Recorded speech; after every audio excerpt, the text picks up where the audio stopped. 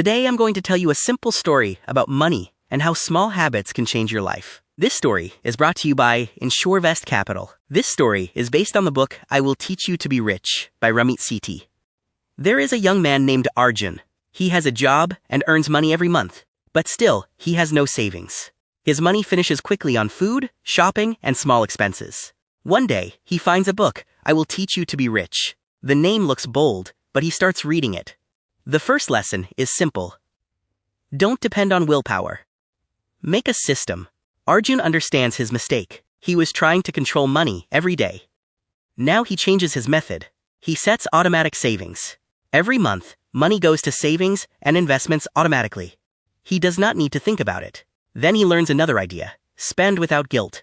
He still enjoys food, shopping, and fun, but now only after saving is done automatically.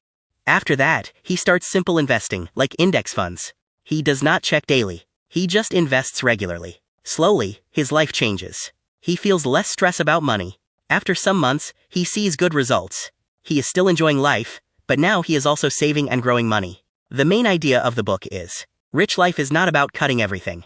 It is about smart systems.